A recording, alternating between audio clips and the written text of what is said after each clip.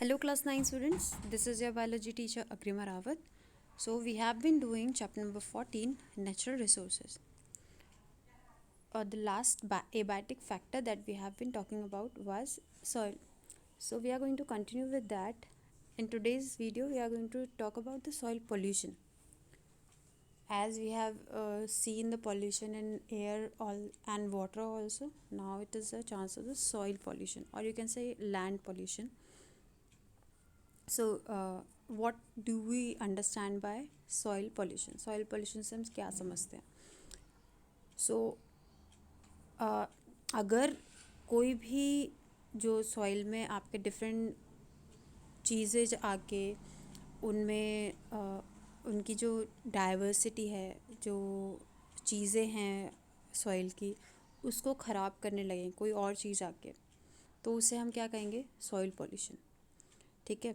अगर जो भी यूज़फुल कंपोनेंट्स हैं, क्योंकि हमने लास्ट वीडियो में पढ़ा था कि सॉइल के कुछ इंपॉर्टेंट सब्सटेंसेस हैं जो उसमें मिलते हैं, अगर वो हट जाएं किसी वजह से तो उससे हम कहेंगे सॉइल पॉल्यूशन. ठीक है. इसके कारण आपका सॉइल की फर्टिलिटी हट जाती है, मतलब उपजाऊ नहीं रहती मिट्टी. जो आपके माइक्रोस्कोपिक लाइफ है वहाँ पे, जैसे कि माइक्रो ऑर्गेनिजम्स हैं, वो उनकी नंबर डिक्रीज़ हो जाते हैं. तो ये सब चीज़ें होती हैं सॉइल पोल्यूशन की वजह से.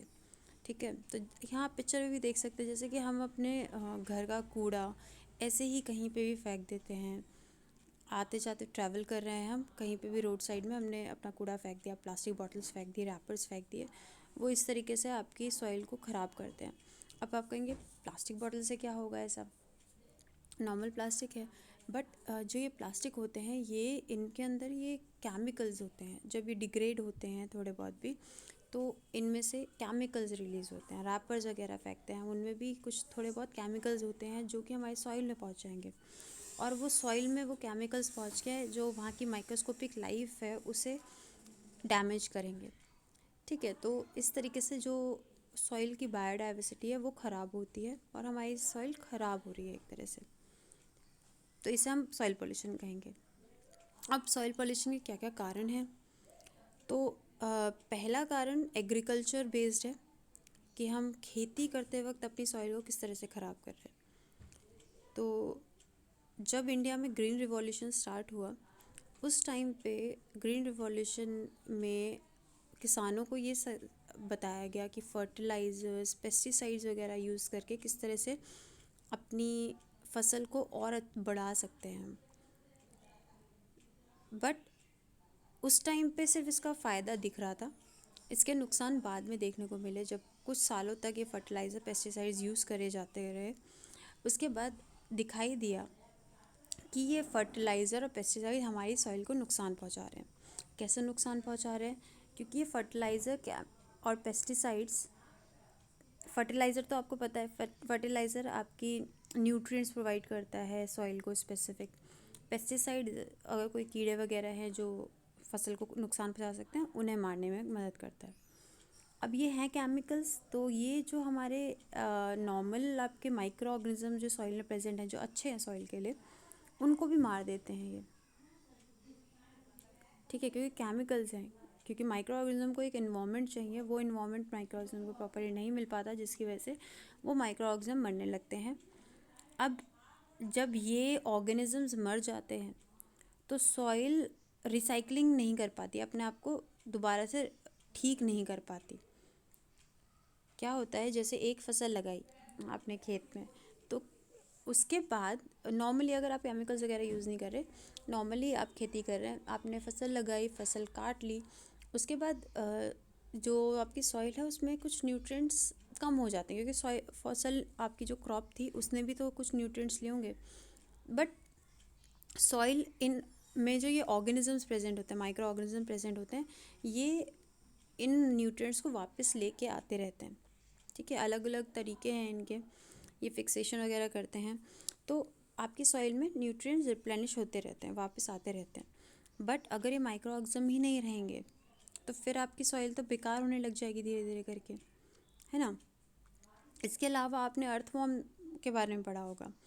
अर्थवॉर्म जो होते हैं वो सॉइल के लिए बहुत अच्छे होते हैं. वो सॉइल को उपजाऊ बनाने में मदद करते हैं। बट ये जो हम पेस्टिसाइड्स यूज़ करते हैं, इनसे अर्थवॉर्म भी मर जाते हैं, अर्थवॉर्म को डैमेज होता है। ठीक है। अ, तो एक तरह से हम सॉइल को के जो एक्चुअल इम्पॉर्टेंट कंपोनेंट था, माइक्रो ऑर्गेनिजम्स और माइक्रोस्कोपिक लाइफ, उसे हम ख़त्म कर रहे हैं फर्टिलाइज़र पेस्टिसाइड्स को यूज़ करके। ठीक है। और आपने ये तो ख़त्म कर ही दिए, इसके साथ साथ और क्या ख़त्म होगा, क्योंकि माइक्रो ऑर्गेनिज्म ख़त्म हो रहे हैं तो ह्यूमस भी तो कम हो जाएगा सॉइल में। ह्यूमस कैसे कम होगा? मैंने आपको बताया था ह्यूमस क्या होता है। जो आपके लिविंग ऑर्गेनिज्म जब सड़ गल जाते हैं तो उन्हीं को हम क्या कहते हैं, ह्यूमस। अब सड़ने गलने के लिए माइक्रो ऑर्गेनिज्म ही तो सड़ाएंगे लाएंगे उसे। अगर माइक्रो ऑर्गेनिज्म ही नहीं होंगे तो लिविंग ऑर्गेनिज्म को, जो डेड हो गए हैं अब, उन्हें डिके कौन करने में हेल्प करेगा? कम होंगे डिके, तो ह्यूमस का कंटेंट भी आपकी सॉइल में कम हो जाएगा। ऑटोमेटिकली आपकी सॉइल में न्यूट्रिएंट्स की कमी होने लगेगी और आपकी धीरे धीरे करके ज़मीन बंजर बनती जाती है, इनफर्टाइल हो जाती है। ठीक है। तो फर्टिलाइज़र पेस्टिसाइड लॉन्ग टर्म में आपको नुकसान पहुंचाते हैं। स्टार्टिंग में आपको बड़ा अच्छा लगता है कि खेत में फसल बढ़ गई है, ठीक है, और कोई कीड़े वगैरह नुकसान नहीं कर रहे हैं उसमें, आपकी क्रॉप में। बट लॉन्ग टर्म में इसके बहुत हार्मफुल इफ़ेक्ट्स देखने को मिलते हैं। सेकंड सेकंड कॉज क्या हो गया? Flowing water and winds. बहुत तेज़ तेज़ हवाएं चलती हैं, ठीक है, तूफान आता है तो उससे मिट्टी उड़ जाती है उसके साथ साथ। ठीक है। आपकी तेज़ बहता पानी, अगर आप खेतों में बहुत स्पीड से पानी डाल दें तो वो भी बहुत सारी मिट्टी को ऐसे ही ले जाएगा, तो मिट्टी का कटाव होएगा। यहाँ पे देख रहे हैं आप पिक्चर में, इसमें देख सकते हैं किस तरह से मिट्टी, इस पानी के साथ मिट्टी ही मिट्टी बह के निकल जाएगी पूरी। ठीक है। जो उपजाऊ आपकी मिट्टी थी, क्योंकि ऊपर का जो क्रस्ट होता है, ऊपर ऊपर की जो टॉप सॉइल होती है, वही आपकी एक इम्पॉर्टेंट पार्ट है। अब वही आप किस मिट्टी के साथ निकल जाएगा तो आपकी फसल आप उगाएंगे जिस सॉइल में, उसमें तो न्यूट्रिएंट्स वगैरह की कमी होगी, क्योंकि सबसे ऊपर वाली लेयर में ही न्यूट्रिएंट्स थे, वो तो पानी के साथ बह गए। ठीक है। तो इनको बचा के रखना पड़ेगा। कैसे बचाएंगे? पेड़ों से बचा सकते थे, बट क्योंकि इतना ज़्यादा डिफॉरेस्टेशन हो रहा है, पेड़ चाहिए आपको, लकड़ी चाहिए, ठीक है, तो जंगल के जंगल कट रहे हैं लकड़ी के लिए। अब डिफॉरेस्टेशन होता है तो उससे जो आपका सॉइल एक्सपोज हो जाती है बिल्कुल, हवा आराम से आके इस मिट्टी को लेके जाएगी अपने साथ, क्योंकि उसको किसी ने पकड़ नहीं रखा। क्योंकि पकड़ने वाला कौन था? प्लांट्स की रूट्स, जो ट्रीज़ हैं आपकी, उनकी रूट्स इस मिट्टी को पकड़ के रख रखी थी। बट आपने वो पेड़ ही काट दिए, उनकी रूट्स हट गई हैं, अब कोई भी चीज़ मिट्टी को पकड़ नहीं रही है। तो आराम से मिट्टी को, अगर तेज़ी से बारिश हुई तो वो पानी को बहा के ले जाएगा। ठीक है। अगर बहुत तेज़ हवा चली तो वो आपकी मिट्टी को उड़ा के ले जाएगा। ठीक है। तो ऊपर की टॉप लेयर आपकी ख़राब होने लगेगी वहाँ की। ठीक है। धीरे धीरे करके वो ज़मीन भी बंजर बन जाएगी। तो डिफॉरेस्टेशन भी एक बहुत बड़ा कॉज हो जाता है सॉइल पॉल्यूशन का। इसके अलावा माइनिंग,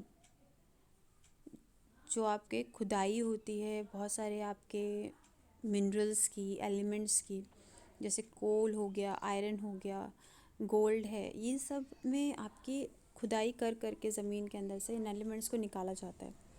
बट इसमें एक चीज़ ये होती है कि जब मिनरल्स वगैरह को निकालने के लिए बहुत सारे केमिकल मिक्सचर्स यूज़ किए जाते हैं।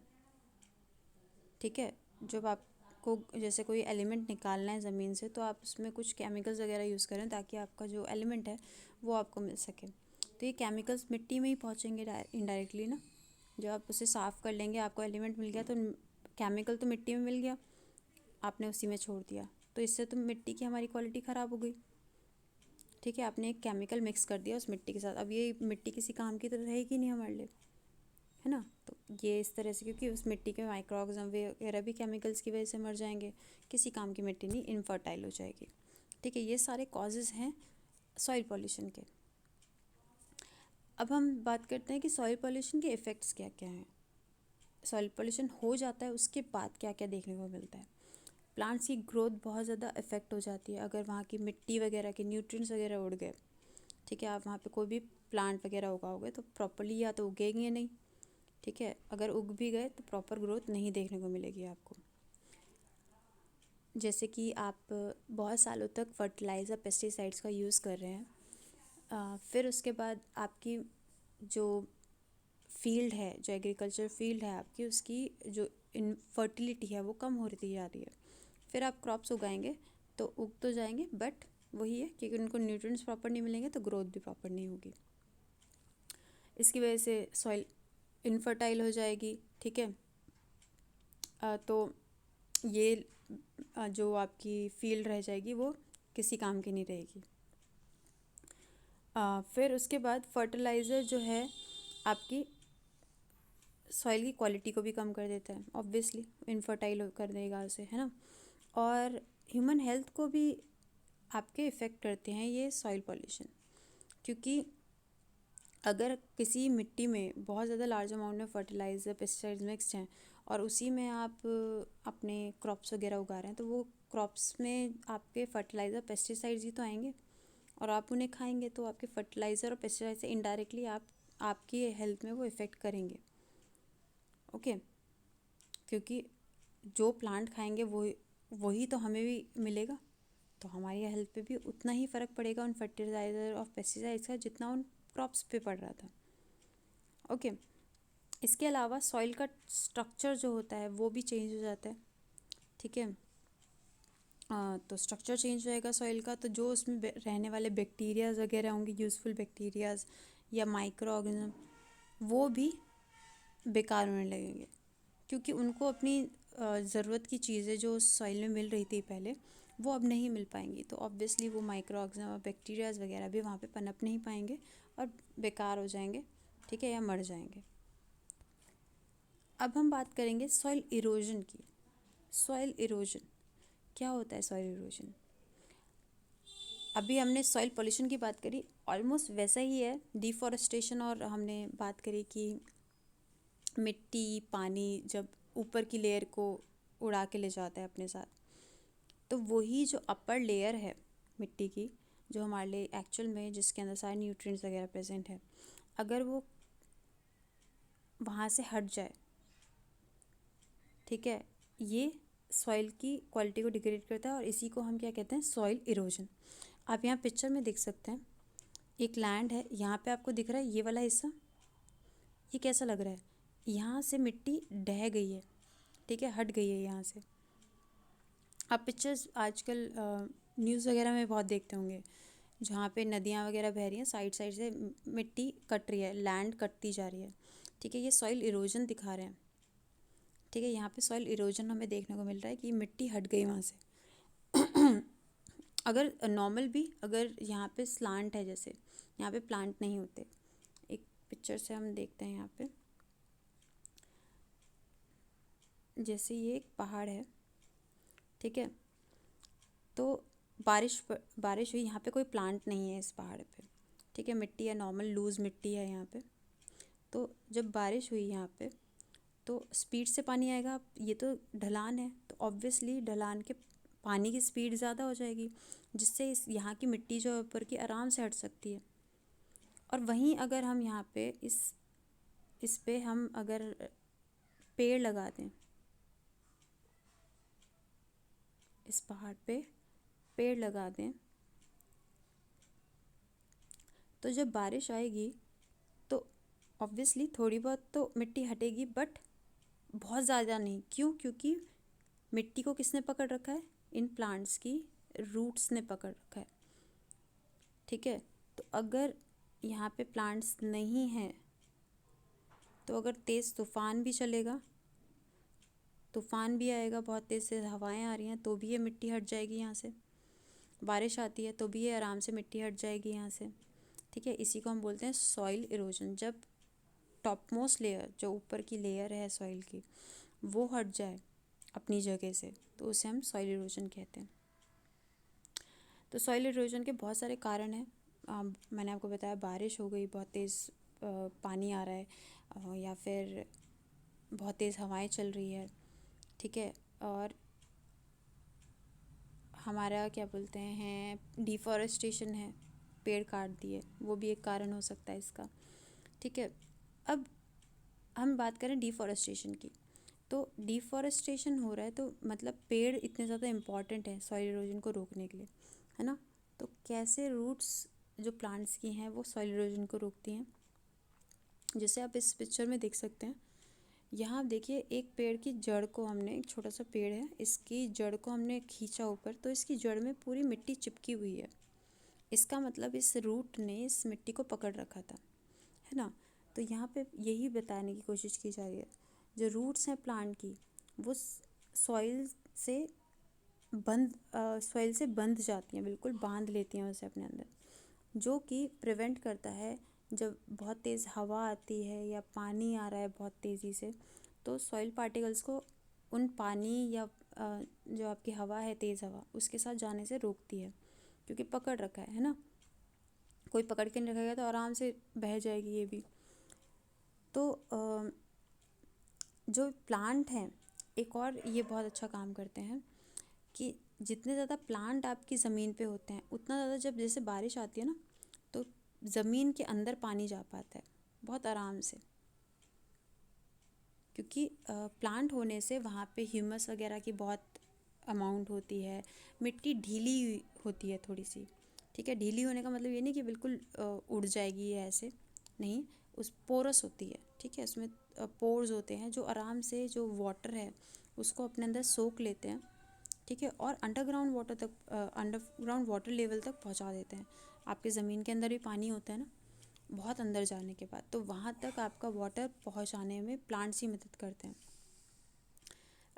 जैसे डेजर्ट्स हैं, डेजर्ट्स में आपको पता है ज़्यादा प्लांट नहीं मिलते, वहाँ अंडरग्राउंड वाटर भी बहुत कम मिलता है, बहुत ही रेयर, बहुत ही कम, कहीं कहीं पे तो बिल्कुल ही नहीं मिलेगा। क्यों नहीं है वहाँ? क्योंकि वहाँ प्लांट्स नहीं है। तो प्लांट्स कहीं ना कहीं आपके पानी को सीप करने में, उसको अंदर तक पहुँचाने में, अंडरग्राउंड वाटर लेवल तक पहुँचाने के लिए भी मदद करते हैं, ठीक है। तो ये थी बात सॉइल की। I hope you have understood this. Thank you.